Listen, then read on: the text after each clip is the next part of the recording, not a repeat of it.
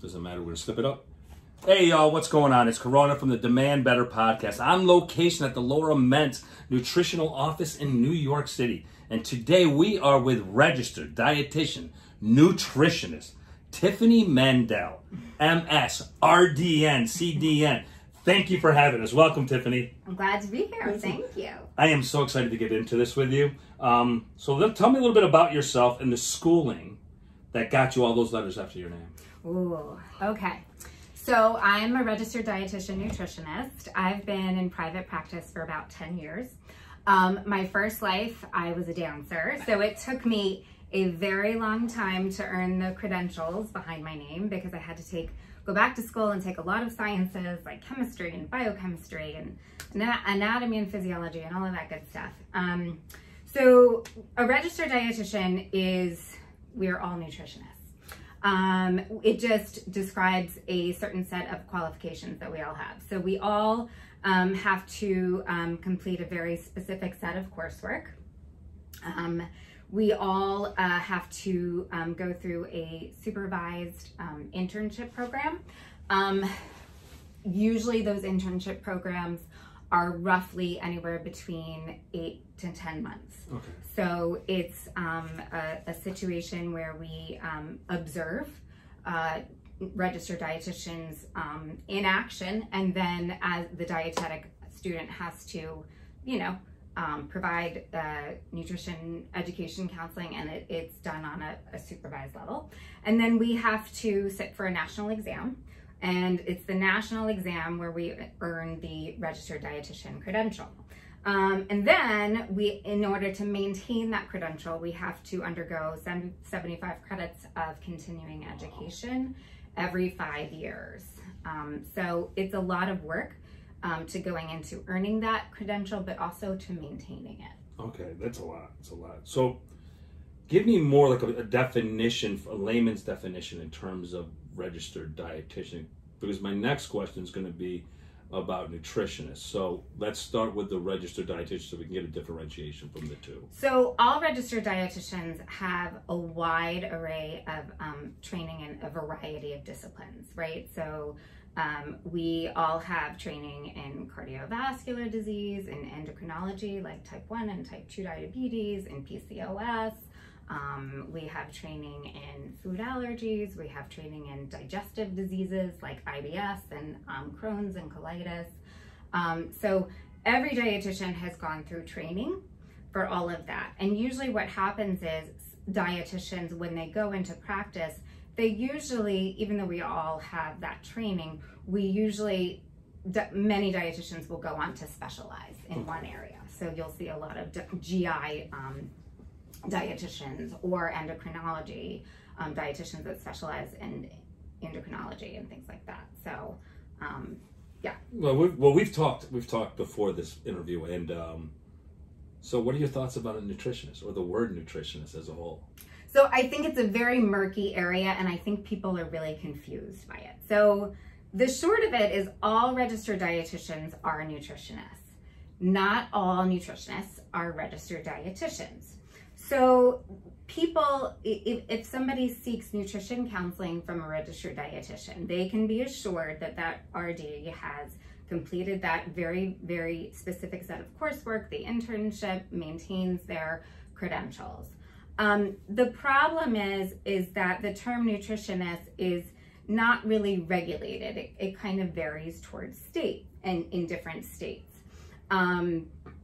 So the problem is that somebody could have a master's in nutrition, like I have a master's in nutrition, but maybe they didn't go on to complete their internship or sit for the RD exam. So, the background is there, but there's also other programs that, they may be kind of like an intro to nutrition course, where it could be a good solid foundation of nutrition, but it doesn't go into the science behind nutrition and different diseases and things like that. So it's a very, it's just a murky definition. No, because you and I have talked about this, and we've seen, like in my industry, with the fitness, there's a lot of trainers out there that have these nutrition as stickers. I'm a nutritionist.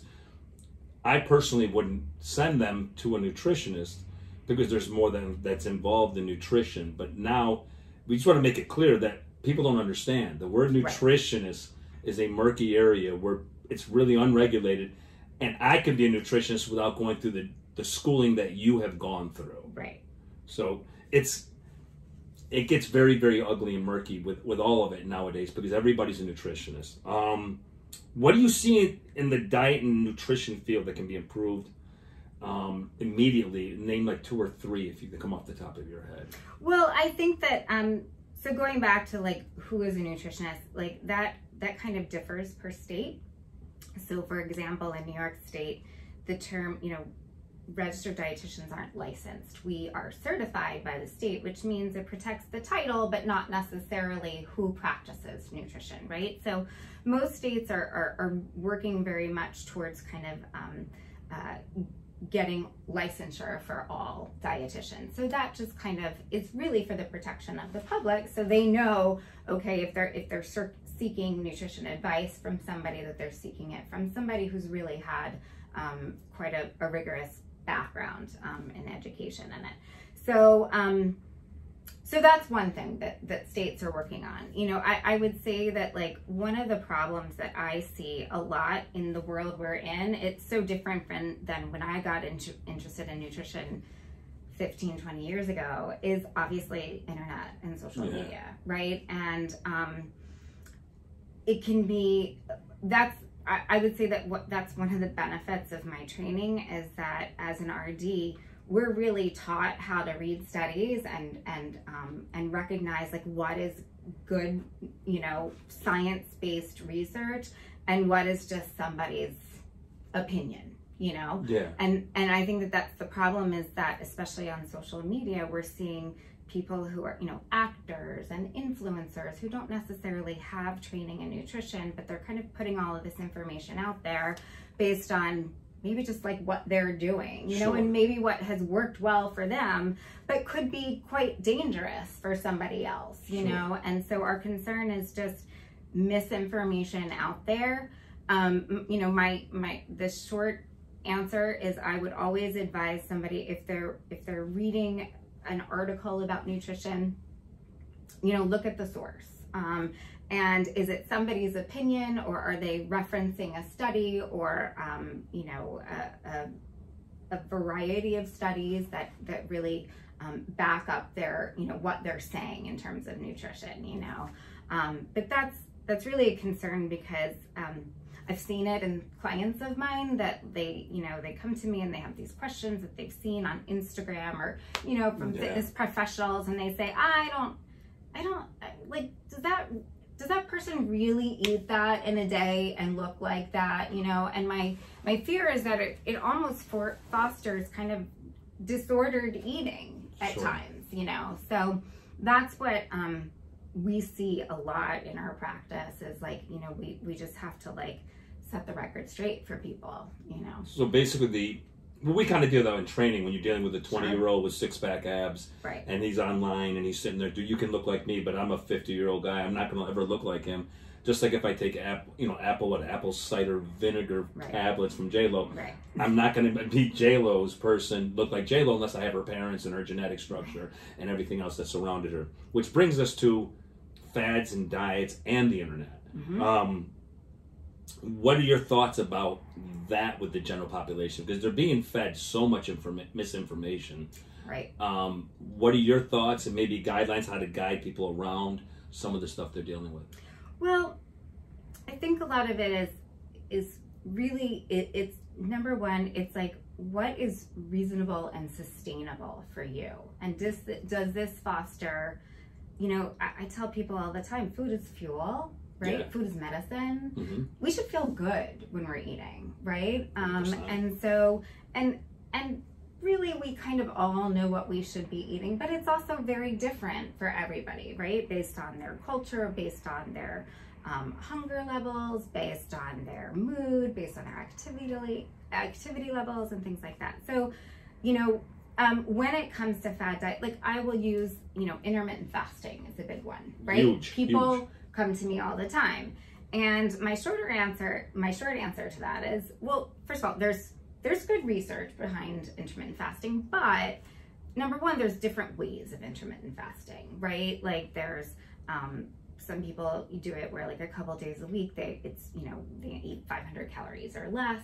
which for me, like I would be miserable, Some people, a very common version of intermittent fasting is the eating between noon and 8, right? Yeah.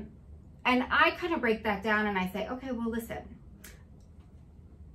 food is fuel, right? And noon to 8 is like, that's kind of like the latter half of most people's days, yes, right? So what if we like shifted that earlier during the day, right? So like, I'm a big believer in eating breakfast within a couple of hours of waking, right? To get your metabolism going, get your blood sugar going and things like that. And eating structured meals and snacks every like 3 to 5 hours, right? And obviously this is like, it doesn't work for everybody. Sure. But, having dinner like at a reasonable time between like 6:30 and 7, and then that's where your fast begins, right? So like we don't need a lot of calories later on in the day between 12 and noon. We need them earlier in the day. And I see people, I always tell the people that like, it's always best for your digestive system and your sleep to not eat a good 3 hours before going to bed. And sometimes if you're doing it between that 12 and 8, like you're having a lot of calories at 8 at night, and then you might be going to bed at 10. So what it comes down to is like, we have to look at the research, but we also have to translate it into like what is reasonable and sustainable into a client's life. And everybody is a little different in that way, right? So if it doesn't feel good, it's not right for you. It's interesting because as I've gotten older, like I can't eat late night because I won't sleep. Even drinking, you can't do that anymore because you really don't get quality sleep anymore. And people don't realize that it's aging. No, our bodies change as we get older, and our nutrition is going to give us the longevity to go forward. Absolutely. With that being said, IG and Twitter Nutritionist. I go back to that because that's where a lot of people are getting their information. Right. Or misinformation in this case, and a lot of times. What are your thoughts about people just throwing out nutrition advice ad hoc at people? They send a question, you think they know nothing about you. What are your feelings about that? Or what are the warnings or danger signs you'd want to give people in regards to taking that on? There is danger in that because one of the first thing any dietitian will do is a full assessment on somebody, right? Like that's a big part of our job, right? So I can't recommend a certain food to you. Like some people aren't tolerant of strawberries, right? Like they'll make them break out, I won't know that until I do a full assessment on that person, So blanket nutrition advice is just, it's kind of dangerous. Yes. And I will say that like, I'm a registered dietitian. This is what I do. I will never offer my professional opinion unless it's sought out. Like, unless somebody, like food is very, it's very personal, right? And nobody wants to hear somebody else's opinion on what they're eating, like unless it's sought out. Like I go to dinner with friends and they'll be like, oh my God, Tiffany's here, we can't order the fries. And I'm like, no. Like fries are like a wonderful part of life, right? Like enjoy them. So I would be really hesitant about like somebody who's just offering blanket nutrition advice without it being individualized. You bring that up and you look at that and we're looking at people like, they may be promoting something and they're giving up, you should do this because it worked for me. Right. And it goes back to, we're all different. We don't know what's going to go on. And in the stage of life that you're in, that also has a factor in how you tolerate food and a lot of stuff. Right. If you've eaten poorly, your gut might not really react well to the foods that they're offering. Right. So it's kind of gotten crazy. What should a listener demand better from the professional that they're working with? So if I came to you, what should I actually demand? Like if you came to me in training, one of my big things in training is to basically say, if there's no assessment, you should leave, because without the assessment, you don't set up a plan for them to go forward. Right. So what are your thoughts on that? So if somebody is seeking nutritional advice or nutritional counseling, first of all, I'm a big believer that it should be a fit, right? Like kind of like in training too, right? Like a person should feel comfortable with the registered dietitian that they're working with. So first of all, it's a conversation first and foremost. Like a person should call and speak with the dietitian, tell them their individual goals, like why they're calling, you know, and what they're hoping to get out of working with a nutritionist, tell them their background, and then ask the nutritionist or the dietitian what their background is, right? How long they've been in practice, what their specialty is, and then the way what is their program like, you know, like, and every dietitian, especially in private practice, maybe works in a slightly different way. Like in my practice, first of all, I will always say that, like, you know, it does start with an assessment. Like I've had clients call me and they say, oh, can you give me a one-day meal plan? And I say, no, I can't do that until I find out a little bit about your health, about your weight history, your medical history, things like that, you know?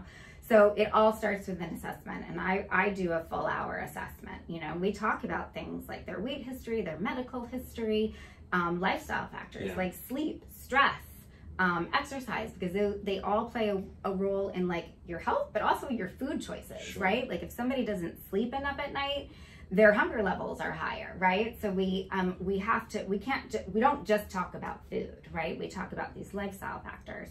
I get a good idea of a client's preferences, like their food preferences, right? Like if I don't design a meal plan that fits within their preferences, it's not going to be sustainable. And that's what all dietitians are going to really prescribe, is like what's sustainable for an individual. No dietitians will prescribe a fad diet or anything like that, you know?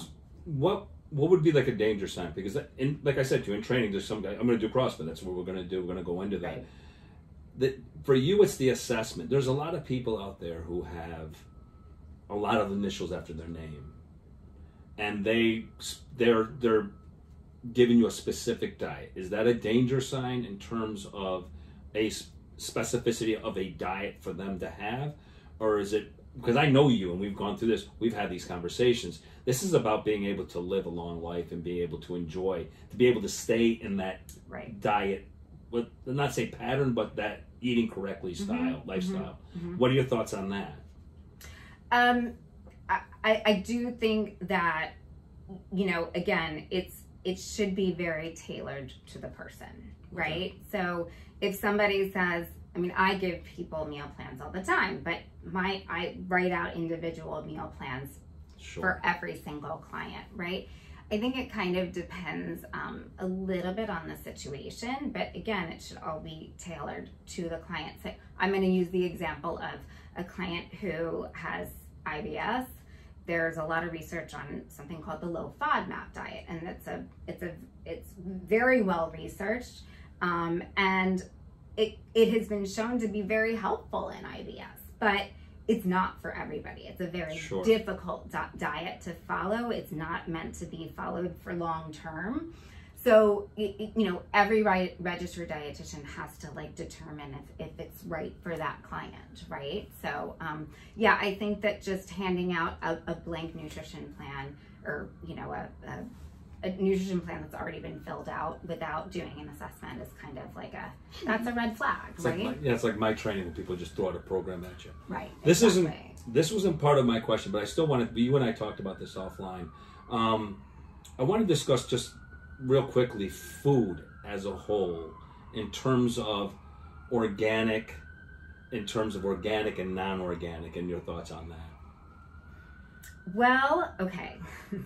There's again, it kind of comes down to the individual, right? So I will always say it's better to eat non-organic blueberries than organic potato chips, right? So yes, is organic better for us in general? Absolutely, right? It's generally grown without pesticides and herbicides. It's better for the environment. Some studies have shown that organic produce is higher in vitamins and minerals.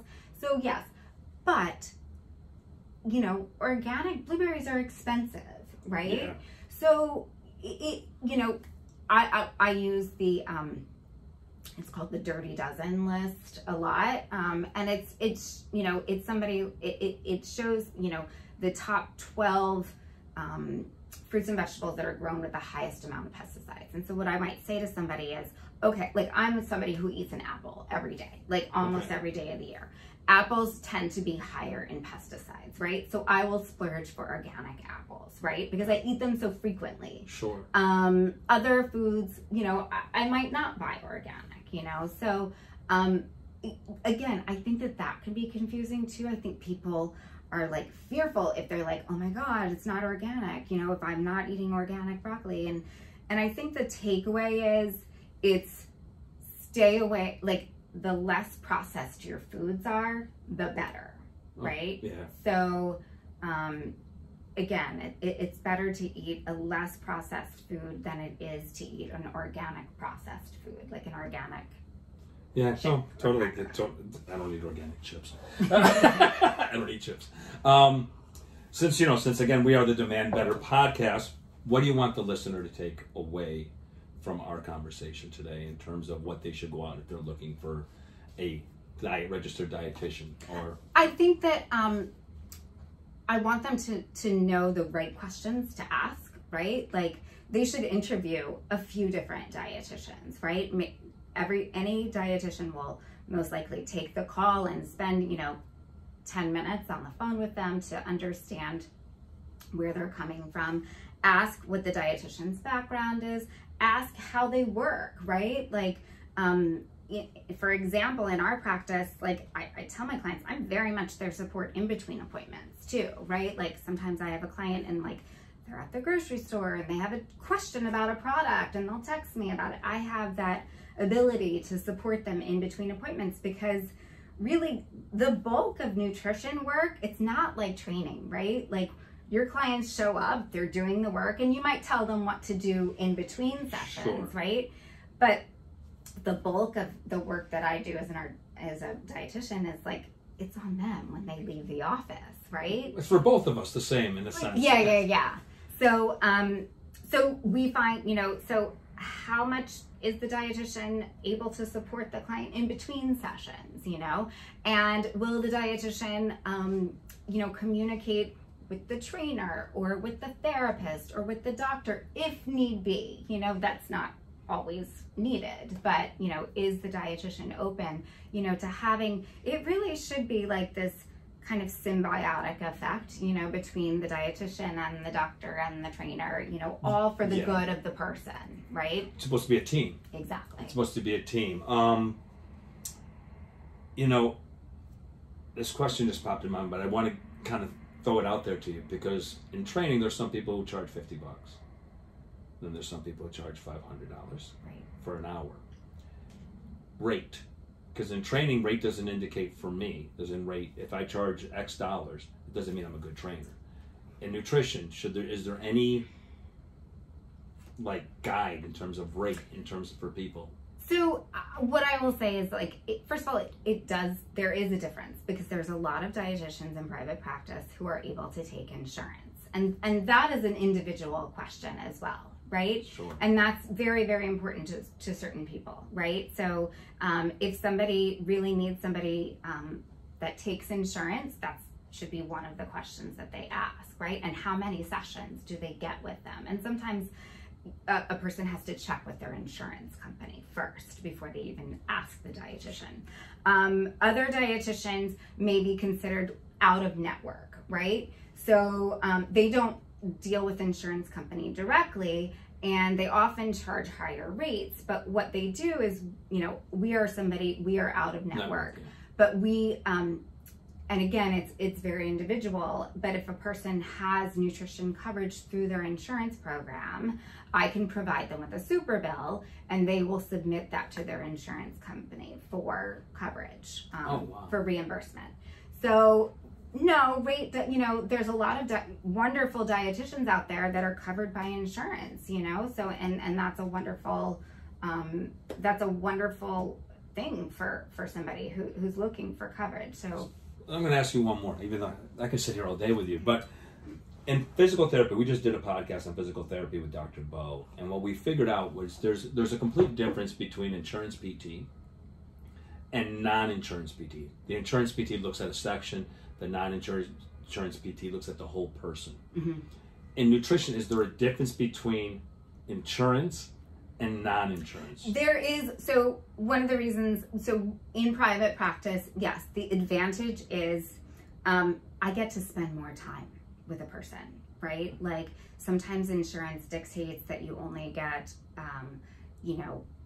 4 30-minute sessions. I'm not sure what, every insurance program is different, but you might only get 4 30-minute sessions with an RD for the entire year, right? So, but being in private practice, we have a lot more flexibility. We have a lot more time with clients, right? And again, I'm very much a client support in between sessions. So sometimes when you're paying, when you're going through somebody with insurance, you don't necessarily get access to that dietitian in between sessions. So I don't want to speak for all dietitians who take insurance, but that is part of, self-pay is that you get a little bit more support and time with the dietitian. Well, I can't thank you enough. I want to thank Tiffany Mendel and the Laura Mentz Nutrition Office that had us here today. And we want you to demand better. Thanks for listening. Bye. You did great. You did great.